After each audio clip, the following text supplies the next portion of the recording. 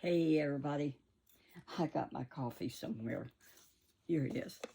I'll tell you what, this has been some morning.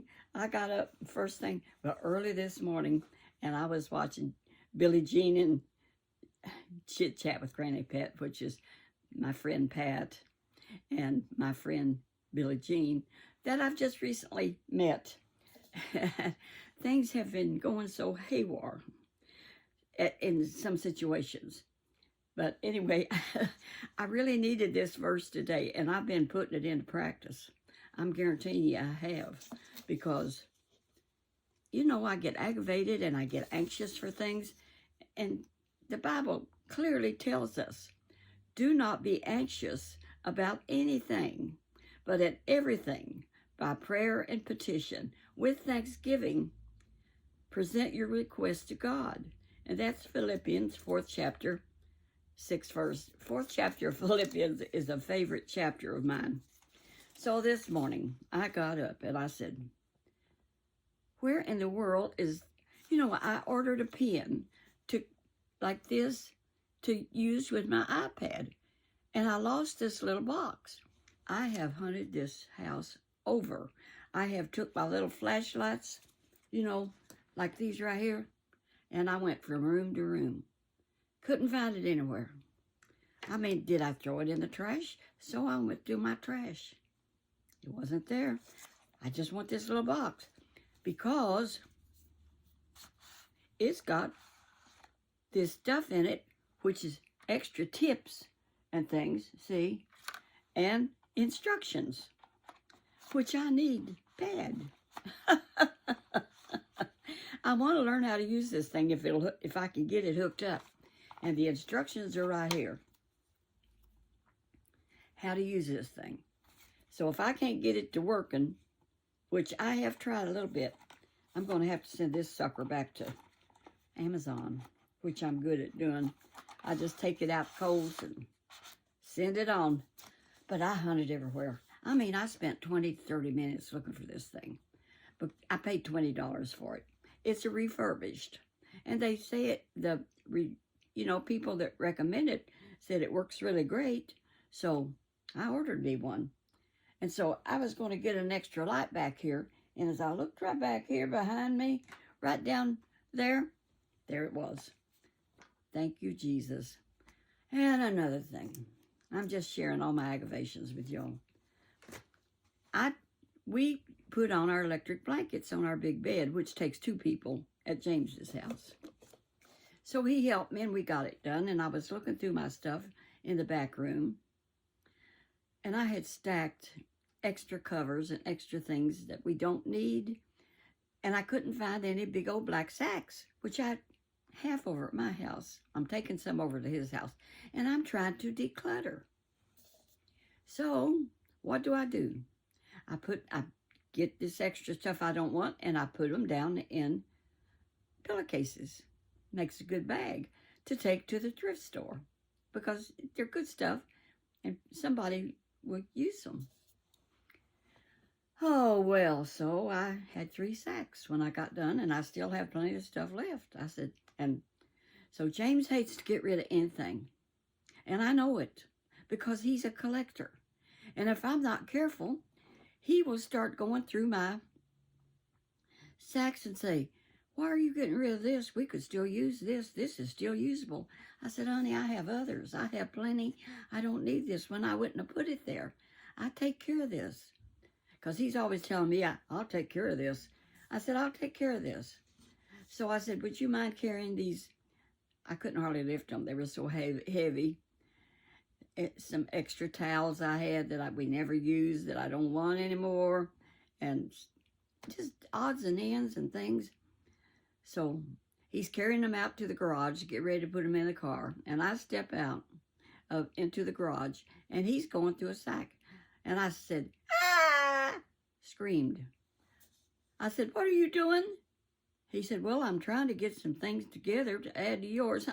He said, what are you screaming about? I said, I was just sure you was going through some of them sacks and tell me that they was good enough to use some more. Sorry about that. Well, that aggravated him. You know what life is. So anyway, we got in the car and he loaded up my 3 sacks that he had not touched. He was innocent that time, but he's done it before, so I was suspicious. Here, I just share everything with y'all. But you know, these things happen. Even though we've been married 15 years, we still have our little rounds sometimes. So we had a little round this morning. He said, you didn't have to come in here screaming like that. No, I didn't. But I just did. I'm a girl. And I didn't want him doing that. He was innocent. So anyway, he loaded them in the car. So we're going on to the Wide Walk, and they opened late. We got on down there, but as I said, honey, I said, you know, it's good we have a sense of humor, and we can laugh about these things that happen. And he was kind of grinning then, and so was I. I said, because if we didn't have a sense of humor, we'd probably end up killing each other. And he just laughed when we have these little set-tos. But then we just laugh about it and go on, because, you know, that's life. So the 3 sacks, I said, honey, just when we got to my house, then I said, just throw them in the back seat of my car, which is parked there, and I'll take care of it. He said, okay. And so he went on to his office, and I'm here talking to y'all. And who knows when he'll be knocking on this window. When he's coming home, there's a window behind me right there where these flowers are, and he bangs on it to let me know he's on his way. And if I've got the door locked, then I go unlock it. I didn't lock it this morning. He can come on in if he gets done. But I thought I better talk to y'all this morning, or I wouldn't get my video done. And I want to tell you all about what poor old grandma has to go through with sometimes. But that's married life. I mean, I've been married most of my life. You know, I got married in 1950. And I was 16 years old. And I learned a lot of lessons, like how to cook and all kinds of things. And it was tough, tough, tough. I did not adjust too well to it. And neither did Buddy, because he was real shy, and he had a hard time finding a job. So then I was married to him 44 years, though. Prayed for him for 18 years till he did get saved. And then our life was a lot better. And he quit working in bakeries so that we had a family time, finally. I had been raising the kids by myself, and I had 4 of them, counting my adopted son, Dennis Keith.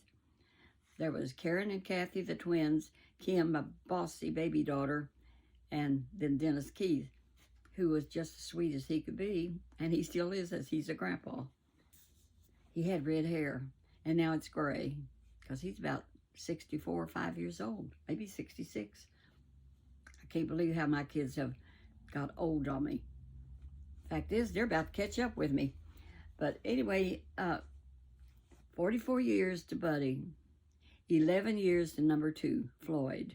And of course, he got Alzheimer's. After we'd been married about 8 years, I took care of him for a couple of years. And then I couldn't take care of him. He kept running off, and he got in diapers. And he was a big man, weighed over 200 pounds.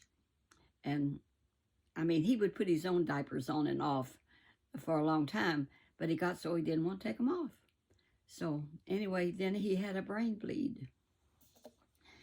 And I went in to, got up early always, and I went in to get him up. I get up for husband, and I said, Floyd, and wake up, it's time to get up. And he opened his eyes and looked at me, and he looked at me. He didn't know me. He didn't know who. You could tell he was lost. He had a brain bleed that was so bad, I called the ambulance. They took him to the hospital, and it was so bad that they said, we don't know if he's going to make it or not. This is really bad. I guess he had something pop up there in his brain. An aneurysm is what it was. And so I called his son and daughter and told them what happened. And I said, they tell me they don't know if he's going to make it or not. So they came, and they were in the area, and they came and visited with me and with the hospital and him at the hospital. And you know what? He pulled out of it. It did not kill him. So of course, by then he didn't know anybody, wasn't talking to anybody, no more words. I heard him speak a few words afterward, and I said, what am I going to do? And so I got in touch with social services. You know, you got to take care of life, and it's not always fun. It's a trial. And there I was in my late 60s.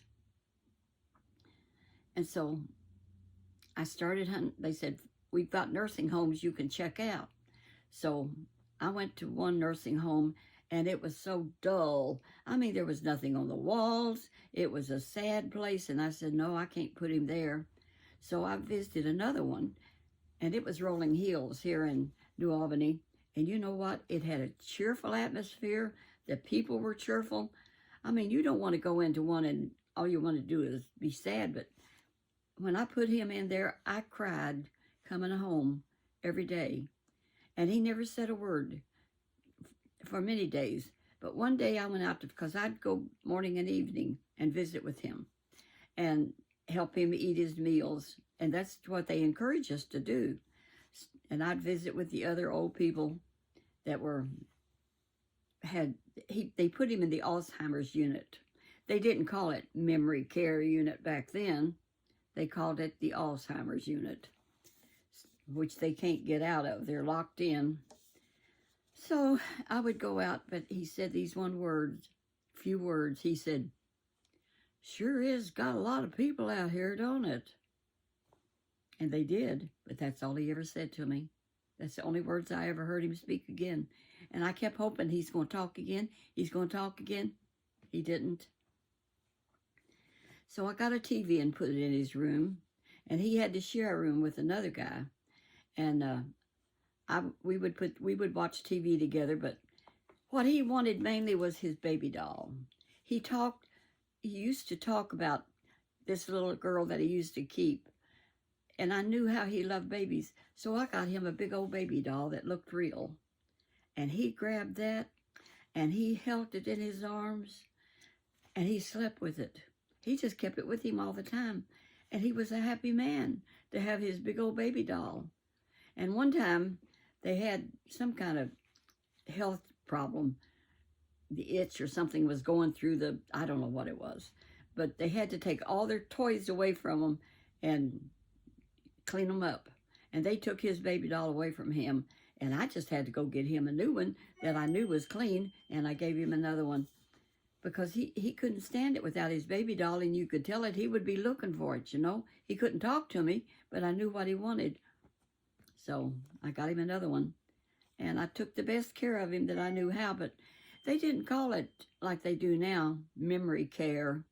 They just plain called it plain old Alzheimer's unit, and they were all locked in together, and I would go out there and I would spend time with him.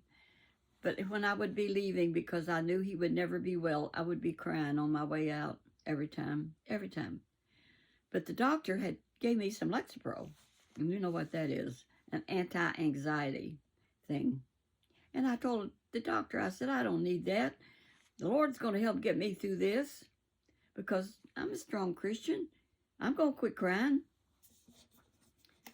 And the head nurse out there said, don't you have something anti-anxiety thing maybe you should think about taking? And I said, yes, I've got Lexapro. She said, I take Lexapro. She said, it won't hurt you. It's not habit forming. You can go off of it anytime you want to. She said, most of these people that work here take Lexapro in the winter. They get the winter blues, and working with these people, they need their Lexapro, and they take Lexapro. She said, so I went home, and so she said, start slow. Well, I broke it in two and started taking them, and that was too strong. But I did it to a fourth, and I tell you what, after I started taking Lexapro, about the fourth day, maybe the fifth day, soon, I left the nursing home, and I realized I wasn't crying. I said, I can't believe this. It's the Lexapro. Lord, thank you for Lexapro. Thank you for the medicine that you've given me. It worked. So I took Lexapro a long time. It helped me. And so Mind your doctor sometimes is my advice. And it worked for me, and things got better. I still visit him 2 or 3 times a day. 2 for sure, breakfast and supper. And I got through my days, and life goes on. But this be anxious for nothing verse seem like there's so many things that aggravate you in life. And I've been using that a lot, and I've been saying, Lord, I'm not going to worry about that. I'm going to let you take care of it. I try to take care of too many things, and there's so many things we cannot fix. We just have to go through, and the Lord does help us, and he helped me with the Lexapro, which I was too stubborn to take.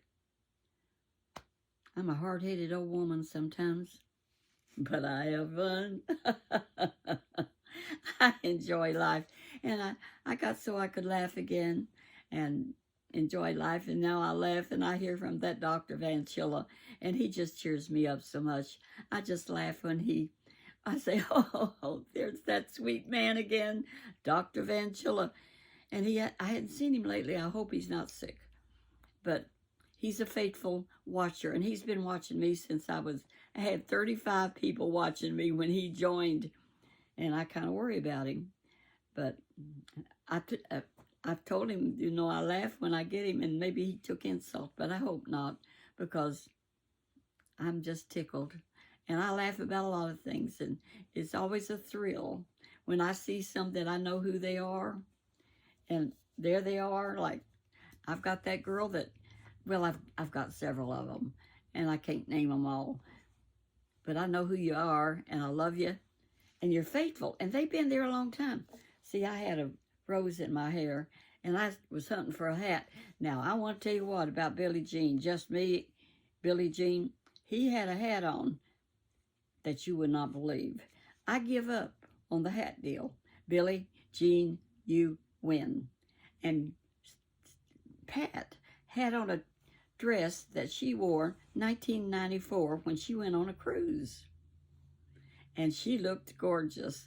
So she said, maybe she said in one of her things, maybe she likes me. I think she likes, well, of course I like you. I love you. Honey, you are my encouragement. When I first started last December in 2024, who do you think I subscribed to and watched? I looked up grandmas, and you was the one that inspired me to go ahead and get on with it. So I did it. And you've been good, and you've been faithful, and I check you out. Well, sometimes I might not watch you all the way through, but you're still interesting, and you're still a sweet woman, and you dress up in your glasses and stuff, and you got style. I got style. I work on it. I want to look cute for all y'all. I mean, I'm an old grandma, and somebody said the other day, it was a comment, for an old woman, you do good, or something like that. And I said, well, I am an old woman. I never dreamed I would be an old woman like this. I mean, who would have thought it as a teenager? Do you all think about being an old woman like this? No. I was always going to be cute, but I'm still working on it. So I'm a cute old grandma, cute old woman. Thank you, Jesus. And I give God the credit, children. The Lord is my Savior. Jesus leads, guides, and directs me. And sometimes I get a bit frustrated, and I do a little screaming. I'm a girl. Us girls scream a little when we get aggravated sometimes. That's life. But if you got a husband that really loves you like mine does, he gets over it right away, and then we just go on like nothing happened, because we're not going to discuss it to death. If you do that, then you want to get out of the car and walk. And I have done that one time with my second husband when I got aggravated with him. Now, I really did that. Number 2, Floyd was just aggravating me to death. I said, if you keep that up, I said, stop this car. Stop it right now. And he stopped it. And I got out. I said, I'm walking. And he drove on. What did I do? Now, this has been many years ago when Floyd and I had been married some time. Well, kiddo, guess what I did? We was at my mom's house, and she lived 3 miles out the road.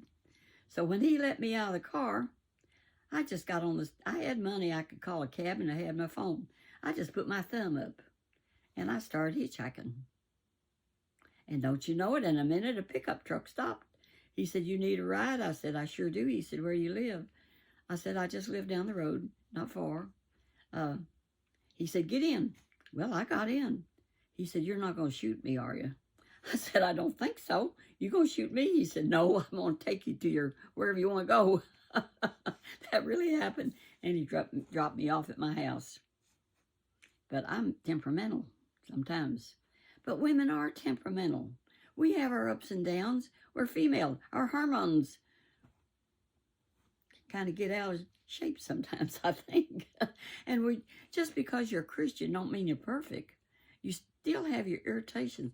But one thing I want to recommend to all of you is when you get irritated that way, don't let it rain on your parade. Just say, "Okay, that's the end of that. We're not going to discuss it to death." Because if you discuss it to death, guess what happens? You can get madder than ever. My sister used to want to do that. She'd want to discuss it 2 or 3 days. And my husband, Buddy Baird, said, "Don't be doing that with her." Now, he was wiser than I was. He said, "Just tell her, forget it. You ain't talking about it no more." So that's the way I've been for many years since Buddy told me. Of course, you don't carry on a battle like that with family. You overlook it. For better or for worse, they're family. You can speak to them and be friendly to them even if they don't want to speak to you. I had a sister-in-law married to my brother David that got mad at me over I don't remember what. Yes, I do, but I don't want to discuss that. And she would never speak to me again. Never again.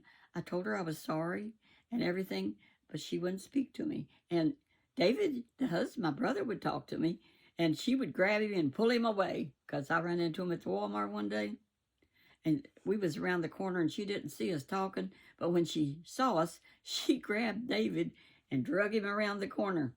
But we had talked, and he never was like that. He's a kind-hearted, sweet man, my brother David is.